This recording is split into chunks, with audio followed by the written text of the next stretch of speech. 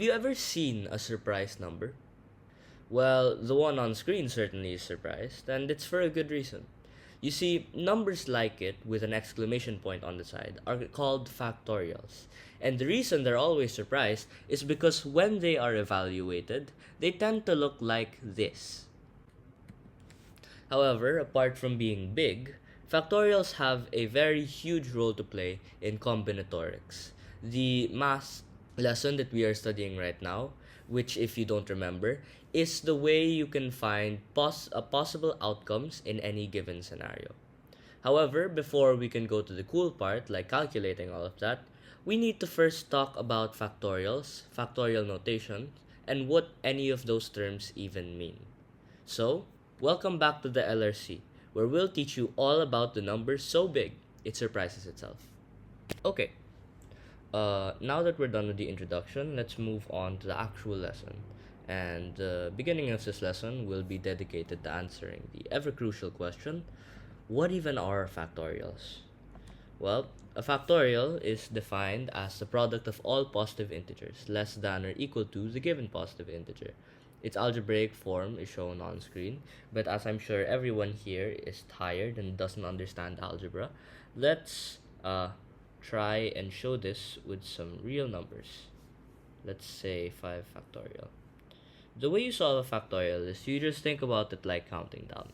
So you have 5, then 4s, then 3s, then 2s, and 1. Like a real countdown. 5, 4, 3, 2, 1. And after that, all you have to do is you just multiply these digits by each other. So 5 times 4 times 3 times 2 times 1. Please forgive my shoddy parentheses.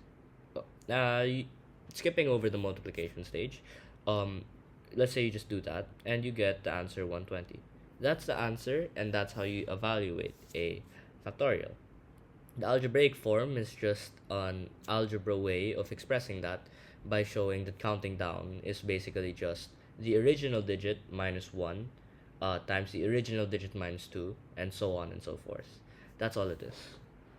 Okay, now that we're done with that, I do have to get into one important rule before I move on to the next part of the lesson. That being that 0 factorial is always equal to 1. The reason this is because there are a lot of different formulas and a lot of different case studies that show that algebra in and of itself wouldn't be stable if 0 factorial wasn't equal to 1. So mathematicians just kinda let it be because it's just a rule that we cannot stop. And if 0 factorial isn't equal to 1, all hell would break loose. Let's just say that. Okay, now that we're done with that, let's move on to the next part. Factorials with operations. I'm sure you guys remember GEMDAS, but if you don't, I'm gonna put it over here on screen. GEMDAS. This is the order of operations. This stands for grouping, which is stuff like the parentheses. This stands for exponents, which is stuff like the small number on top that tells you to multiply a number by itself. This is for multiplication, this is division, addition, subtraction, whatever. Factorials actually fall under exponents. So a factorial is an exponent. Therefore, if you get a problem such as 7 factorial minus 6 factorial, you cannot just be like 7 minus 6 is 1, so we get 1 factorial, and then evaluate the 1 factorial. You have to first evaluate the 7 factorial, and then the 6 factorial, then minus them by each other. So what this problem actually looks like is 7 times 6 times 5 times 4 times 3 times 2 times 1. Skipping past that, you would get 5040. Sorry, I have to look at my calculator.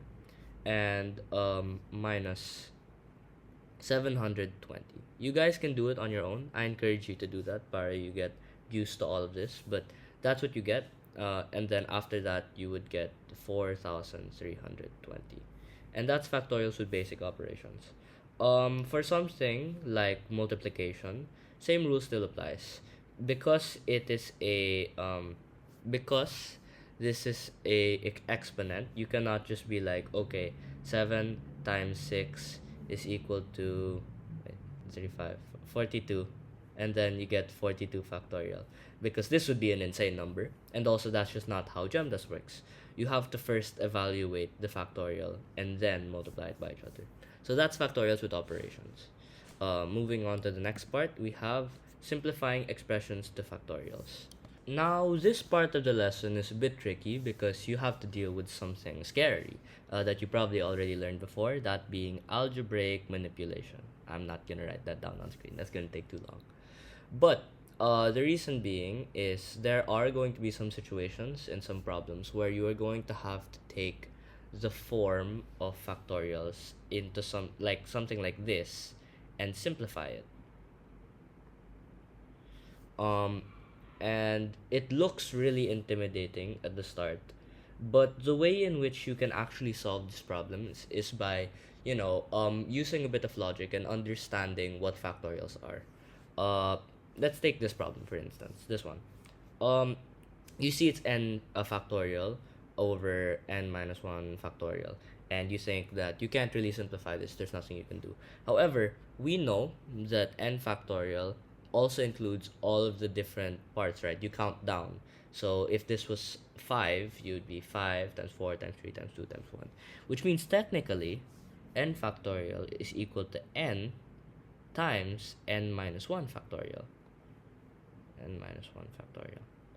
This being because if we were to put this in real numbers, this would be like being 5 factorial over 4 factorial, and 5, this is the same as this, which it is. Because if you were to actually expand both of these, you would get the exact same thing. Because of this neat little logic trick, you realize that n minus 1 factorial and n minus 1 factorial are the same thing. So because of division rules, you can just cancel both of these out, and you'll be left with n. Cool stuff. But let's try that logic in a harder problem. Let's say we have n plus 2 over n factorial. Now, the basic principle is the same. We know that n plus 2 factorial is just n plus 2 times n plus 1 times n minus 1. So all we have to do is just change this into n plus 2 times n plus 1 times n factorial. All we have to do is figure out how to make this have the same form as its denominator. And we did that through separating them and making it into n plus 2 times n plus 1 times n factorial, so that we can just cross both of these factorials out and disregard them. Because we did that in this problem, we now just have n plus 2 times n plus 1. Okay, that's simplifying expressions into factorials. Now, you may be looking at this and thinking, great, well, what's the point of anything I just learned, right? Like, what even are factorials for? And to answer that question, you have to understand something about algebra. The way in which you express things is very important. Because, especially when you're making formulas, right? You can't really afford to write down n times n minus 1 times n minus 2, dot, dot, dot, the whole way. Because then when you have things that like divide it by each other, you get crazy big problems that look really insane and really complicated, and nobody really knows how to solve that. So the math people decided to just make it into a simple factorial. They just decided to put an exclamation point next to the n para you can express it easier. It's just for simplicity purposes, because as you'll see in the next lessons, the factorial is something that is incredibly important in combinatorics, and it is something that's going to be used a lot, so they wanted it to be as simple as possible. That's basically it. Now, here are some practice problems that you can do because we're done with the lesson. Here are some of the challenge problems. This one is similar to the one we did earlier, and this one is pretty hard, and it's supposed to give you a clue as to what our next lesson, which is permutations, will be.